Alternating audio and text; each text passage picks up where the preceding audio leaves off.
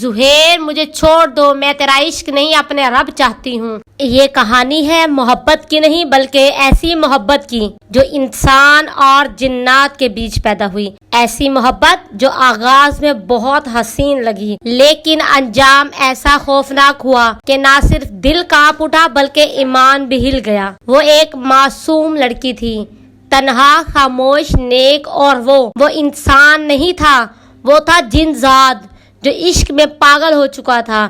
مگر جو کچھ اس نے لڑکی کے ساتھ کیا وہ ہر سننے والے کے لیے ایک لمحہ عبرت ہے۔ کہانی شروع ہوتی ہے لاہور کے مضافاتی علاقے میں، جہاں ایک پرانا قدرے سنسان مگر خوبصورت سا گاؤں آباد تھا۔ وہاں رہتی تھی ایک لڑکی مہنور 20 سالہ، خوبصورت، نیک، حجاب میں رہنے والی، قرآن سے محبت رکھنے والی لڑکی تھی۔ اس کے والدین وفات پا چکے تھے، بس ایک بڑی خالہ تھی جو اس کی پرورش کر رہی تھی۔ مہنور کا معمول ہمیشہ سادہ تھا، فجر کے وقت اٹھنا، قرآن پڑھنا، نمازوں کی پابندی، اور شام کو چھت پر بیٹھ کر تسبیح پڑھنا۔ مگر ایک رات چھت پر بیٹھے بیٹھے اس نے ایک عجیب سی چیز محسوس کی، کسی کی نظریں، کسی کا سایہ، کسی کی موجودگی۔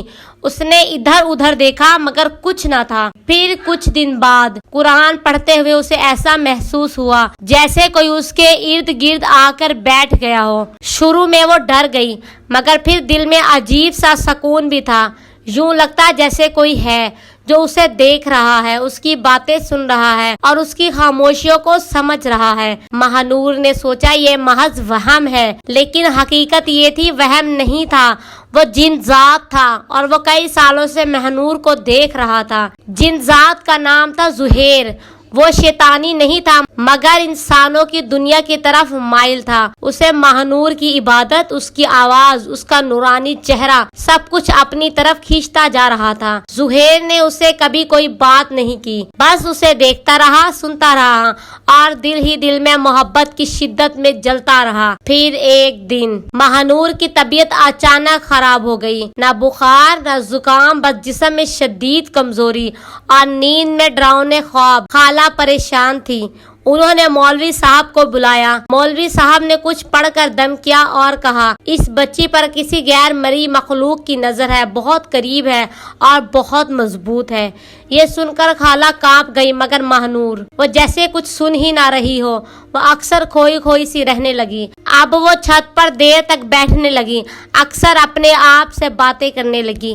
ایک رات اس نے خواب میں ایک خوبصورت نوجوان کو دیکھا جو سفید لباس میں نورانی چہرے کے ساتھ اس سے کہہ رہا تھا میں تمہیں کچھ نہیں کہوں گا، بس تم سے محبت کرتا ہوں اور ہمیشہ تمہیں اپنے ساتھ رکھوں گا۔ مہنور چونک کر جاگ گئی مگر دل میں خوف کی بجائے ایک عجیب سا احساس تھا، جیسے وہ بات سمجھ گئی تھی۔ وقت گزرتا گیا اور مہنور کی حالت بگڑتی گئی۔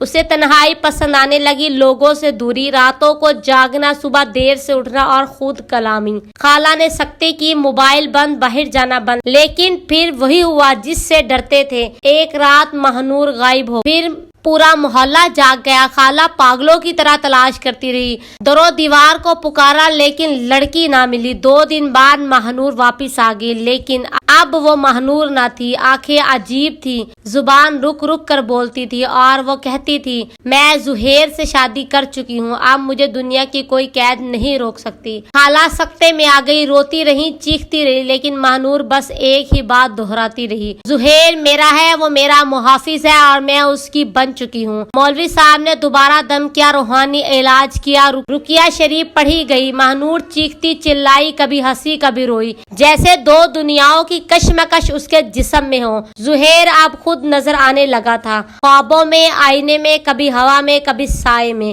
مولوی صاحب نے آخری بار سخت رقیہ کیا اور زہیر نے جھلا کر کہا تمہیں کیا لگتا ہے محبت صرف انسانوں میں ہوتی ہے؟ میں اس سے نکاح کر چکا ہوں روحوں کے جہاں میں، تم اسے دنیا میں لا بھی لو مگر ہر رات اسے لے جایا کروں گا۔ آخر کار مولوی صاحب نے 40 دن کا خاص عمل کیا۔ مہنور کو الگ کمرے میں رکھا گیا جہاں اذان، قرآن، تلاوت، ذکر اور نور ہی نور تھا. وہ 40 دن جیسے جہنم تھے. مہانور تڑپتی روتی گرجتی کہکے لگاتی مگر پھر آہستہ آہستہ زہیر کی گرفت کمزور پڑنے لگی. 40ویں دن اذان کے وقت مہانور چیخی, زہیر مجھے چھوڑ دو, میں تیرا عشق نہیں اپنے رب چاہتی ہوں. اور اس کے ساتھ ہی پورے کمرے میں زور کا جھٹکا ہوا, کھڑکیاں بجنے لگی اور زہیر کی آخری آواز گونجی, تم نے مجھے ٹھکرا دیا, اب پوری عمر اکیلی رہو گی. اور پھر وہ ہمیشہ کے لیے چلا گیا. مہانور بچ گئی لیکن وہ کبھی ویسی نہ رہی.